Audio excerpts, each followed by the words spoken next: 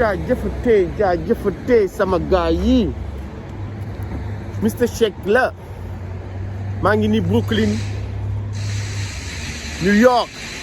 gars yi ngeen baal ma fii dafa am construction mais Maître El Hadji Diouf moo génn dalati ci kaw Sonko dal ci kaw Barthélémy Diaz gis nañ tamit Babacar Touré génn jox ñu ay révélation yu bees ci Adji Sarr waaw Babacar Touré wax ñu ne Adji Sarr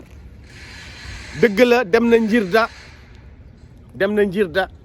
waaye nekkutul Njirda mi ngi Dakar Adji Sarr dañ ne dafa daw Babacar Touré yemul ci daw nee na léegi Adji Sarr dafa tëb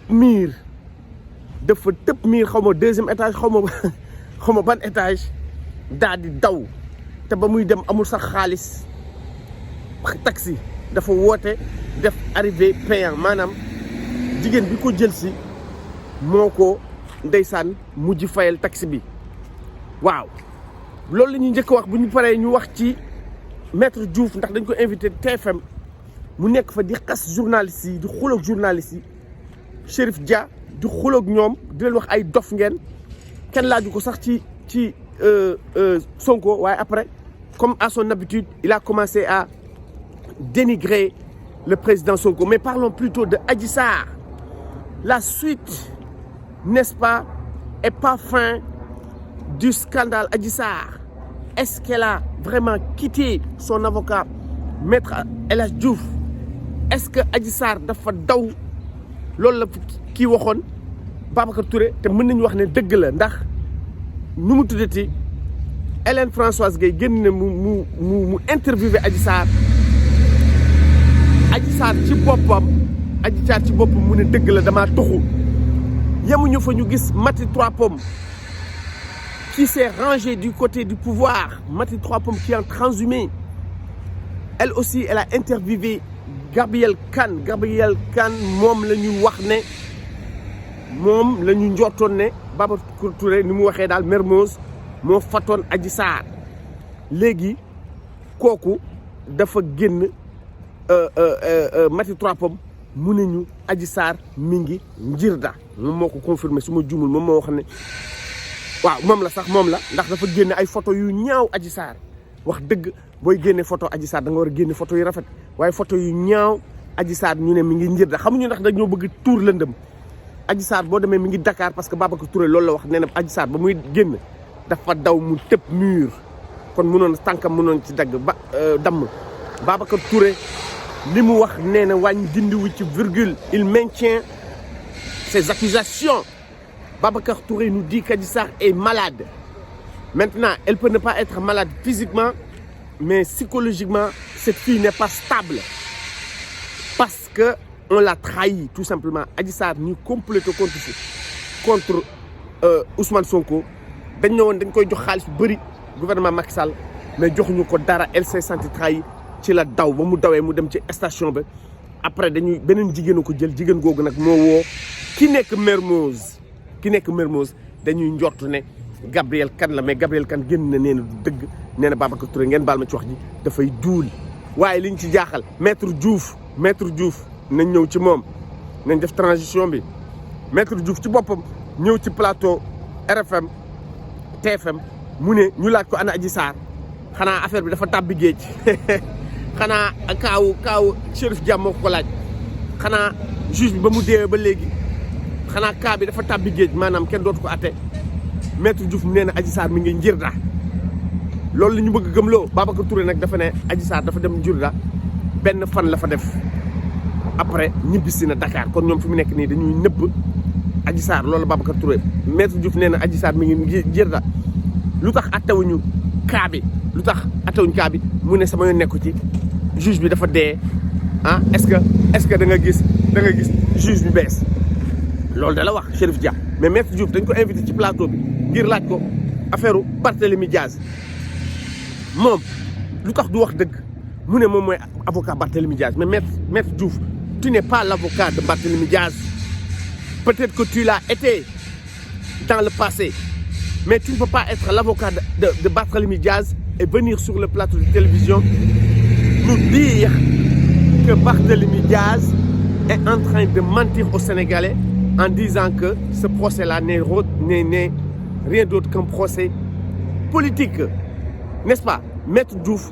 nee na Barthélémy Dias bi mu wax dëgg li tax ñu woo ko Barthélémy Dias dugal candidature am tey suba ñu woo ko le 3 la dugal le 4 ñu ne ko da ngay ñëw tribunal Maître Diouf nee na loolu bañ ko waxee yàgg na du dëgg nee na du affaire politique comprendre nga bañ ko laajee nag ba ko journaliste bi jigéen bi laaj ko mu jàpp journaliste buggul sax déglu journaliste bi ne leen li ngeen def nii yëfu politique la ndax def ngeen ko Karim Wade def ngeen ko Khalifa Sall mu ne non loolu erreur judiciaire la amul benn tribunal bu nekk ci adduna bi boo xam ne du juum kon dañoo juum ci Khalifa Ababacar Sall dañoo juum ci Karim Wade waaye juumuñu ci Barthélémy Dias mais nekk fa di fa wax waxu picc kenn laaj ko ci affaire Sonko mu jékki-jékki commencé di dal Sonko nee na Sonko Ziguinchor mënu fa gagné dara nee na li tax Sonko am 15% ci élection yi mooy Khalifa Sall bokkul woon Karim Wade bokkul woon mais Maître Diouf vraiment wax na nag nee na suba aussi ku génn di lappi dinañ la duma dinañu rëkk sa ndigg loolu la wax nee na le 10 novembre suba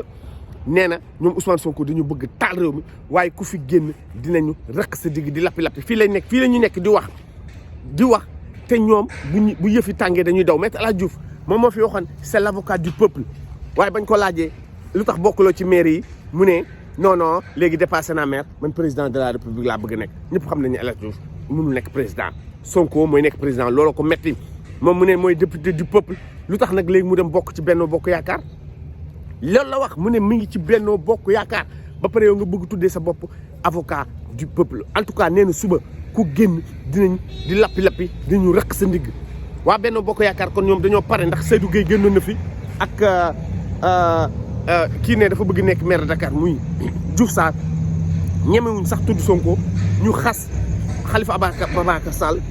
ba pare ñu ne ñoom jigéen bi wax ko Zahra Iyane Thiam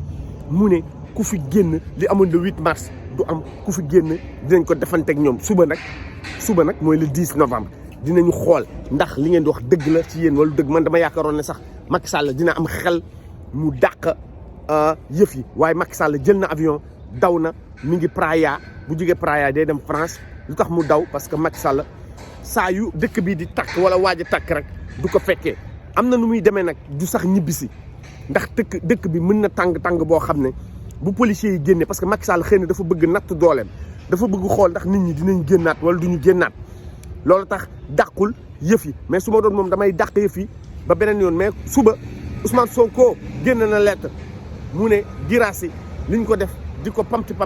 loolu andu ci tey andu ci suba nee na nañu résister nañu xeex loolu Ousmane Sonko wax surtout xale yi nee na xale yi buumu jàmm bi ñu leen bëgg a teg jug leen ngeen xeexal ko seen bopp vraiment Ousmane Sonko li mu wax dafa leer Pape Alé Niang génn moom tamit mu wax ay wax Pape Alé Niang moom buy wax il faut nga jël ko parce que waxam dafa yàgg waaw nee na li nar a am kenn du ci rëcc Pape Alé juge yi lay waxal juge yi nga xam ne ñoo dara tëj Barthélémy Dias ak sous préfet yi ak préfet njuuj njaaceer yi xam nga nee na nañu jënd seen i photo ñu teg leen ci internet bi ndax gouverneur yi ak préfet yëpp Macky Sall daf leen woo woon Mermoz wax leen ñu sàcc élection yi nee na Pape Alé lan la wax nee na mandataire yëpp dem ci préfecture yi comme ni Guirassy def ñu jéem a fexe ba am ay këyit ñu gis këyitu Benno Bokk Yaakaar ndax ñoom leer nañu itam seen këyit dafa manqué waaye ñoom dañ leen bàyyi ñu jàll Macky Sall gorewul Abdoulaye Wade moo ko gën a gore xam nga yéen nag da ngeen bëgg dëkk bi nërmeelu loolu la Pape Alé wax nee na waaye bu nërmeeloo yàlla na dal seen kaw l'heure est grave nous vivons dans une république boo xam ne dañuy jalgate Pape Alé nee na l'heure est très grave Pape Alé moo koy wax ku la ko timbax na nga ko rimbax suba ñun li ñuy wax mooy nit ñi ñëpp génn ñun waxuñu ñuy génn xeex de mais mbooloo mooy doole na ñëpp génn dem ànd ak Barthélémy Dias yéen waa Médina yéen a gën a jege Dakar munu policier muñu leen tere ngeen dem xam nga ñëpp ñu nekk côté Dakar nañu dem ñëpp a war a génn Pape Alé nag wax na li mu wax c'est clair xam nga l'heure est la résistance na fit na jóg waaw nee na jàmbaar loolu leen bu leen ci xaar sëriñ seule la lutte libère waaw Dakar Macky Sall daf ko ndara def comme Gaza mooy Palestine yëwit yi ak jullit yi di xeex loolu la ko ndara def waaye suba nee na nit ñi wàcc si tali yi waaw xeex ak sous-préfet jàmbarloo ak Macky Sall ak ay sous-préfet surgam yi lan la Pape Alé Niang waxti nee na lu nar a am kenn du ci rëcc foofu juge yi lay wax loolu wax naa ko dañoo bëgg taal réew mi ci ay njuuj njaaj kenn ñemewu ci bëre gis nañu sax ne Abdoulaye Daouda Diallo fi mu nekk moom tamit fexe na ba kenn du bëreeg moom liste opposition bi ñu fexe ba jalgati ko ñu dindi ko mais nañ ñëwaat ci Babacar Touré parce que li mu wax tamit dafa am solo nee na affaire Barthélémy Dias bi ñoom ñoo ko teyoon fukki at ñu koy téye di ko téye ba heure bii ndax bëgguñu Barthélémy bokk kii nag Babacar Touré nga xam ne dafa mën a analyser wax dëgg li mu wax mooy moo ne vraiment gis nga lii bu jàllee noonu la ñuy def Ousmane Sonko fi mu nekk Macky Sall dafay jéem a xool ndax suba nit ñi dinañu génn jàppale Barthélémy wala duñ ko jàppale bu ñu génnee bu ñu ko jàppalewul mu def li muy def tëj Barthélémy après nag daal di yéeg ci kaw Ousmane Sonko loolu nag la Ousmane Sonko xam moo tax Ousmane Sonko mu ne génn leen ngeen jàppale Barthélémy Dias l'heure est grave man de ku ma ne woon dinaa yeewu tey ñu ne ñu yëf yi day am ba léegi du ma ko gëm waaye bu yëf yi amee mooy li ma leen wax parce que Macky Sall dafa jënd ay blindé yu bees dafa jënd ay gàndaay yu bees policiers yi gis nga yëre yu ñuy sol yaakaar na ne loolu mënu leen dal dara mënu leen dal xam nga waaye Pape Alé li mu wax c'est clair bu fépp tàkkee wala fu bëri tàkkee policiers yi du ñu mën a nekk fenn ñoom li ñuy xaar mooy ne nit ñëpp dajaloo dem tribunal mais ñoom dañu xamul ne résistance bi mën na nekk Parcelles Assainies résistance bi mën na nekk Kër Massar mën na nekk Saint-Louis mën na nekk Kédougou fu fépp tàkkee bu ñuy wax tàkk nag waxuñu taal mais fu fépp yëngatoo Macky Sall dina dellu ginnaaw te ñun li ñuy wax rek mooy xeex bi du Barthélémy Dias rek même bu fekkee dafa dellu ginnaaw ci Barthélémy Dias ñu bàyyi ko mu ñibbi xeex bi du foofu xeex bi mooy duñu ko seetaan muy jalgati di dàq ay nit gis nañ nag ku mel ne Xalaat TV muy wane kii photo Adama Faye ak bu Benno Bokk Yaakaar parce que Adama Faye moom bu weex la yor Benno Bokk Yaakaar yor bu marron xam nga comme chocolat mais loolu sax ñoom waruñu ko def Pape Alé Niang maa ngi koy gis tamit muy wane bulletin wu Benno Bokk Yaakaar di wane bulletin Adama Faye man wóoluwuma ko parce que goro Macky Sall wóoluwuma ko lu tax ñu koy defal publicité di wane bulletin nu mu tuddati Benno Bokk Yaakaar di ko wane Xalaat TV 133 000 vues mais c'est pas sérieux Pape Alé Niang soxlawul woon nga koy wane di leen defal publicité parce que suñu maire yi jànguñu jonguñu bu ñu gisee ngay wane ñu koy gis di ko gis bu ñu demee ci urne bi am na nu muy demee ñu jël ñu votel Macky Sall kon yooyu nañ ko war a bàyyi ba pare Xalaat TV man ku mu yab Xalaat TV ku mu yab bay wax ne ñoom Sonko ay cuune lañu ils ont prêté le flanc ñoom ñoo tax Macky Sall du leen may dara ñoom ñoo ay amateur parce que Pape Alé tamit wax na lu mel noonu mais man je ne comprends plus léegi Pape Alé ak kii Xalaat TV ñoom ñaar ñëpp ñuy wane bulletin wu Adama Faye ak bulletin Macky Sall Benno Bokk Yaakaar wane wuñ sax bulletin Pastef mais loolu léegi ngeen leen ngi defal publicité Pape Alé fii la waxoon xaar leen ba le 23 parce que mais foofu Pape Alé dafa juum ndax waxaatu ko kon Pape Alé mën nañ ko baal mais Xalaat TV li muy def ci erreur tamit dafa commencé bëri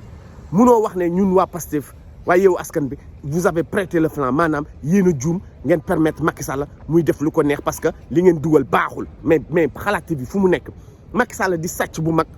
ñoom ñu seen est-ce que gis nañu benn si ñoom bu ñu rejeté mu naan xool leen yii baax na parce que dafa am ok yii baaxul dañ ci bind incomplet Xalaat TV vraiment bul defal Adama Faye publicité ba pare bul ñu wax ne ñoom Sonko yow askan bi xamuñu lu ñuy def parce que def nañ ko Guirassy maire la def nañ ko fa Khalifa Sall mu ngi politique depuis 1900 xaw ma lan kon Xalaat TV bàyyi leen seen message yooyu ngeen di véhiculer loolu baaxul en tout cas gars yi bu ci kanamee dinaa ci def live 7 heures heure Sénégal xam nga wala 6 heures mais li ñu wax rek mais suba na ñëpp génn dem tribunal parce que boo leen génnul Macky Sall dina am ndam ci ñun jaajëf like leen partager leen abonné leen Mister Shake la ba ci kanam ñu def live merci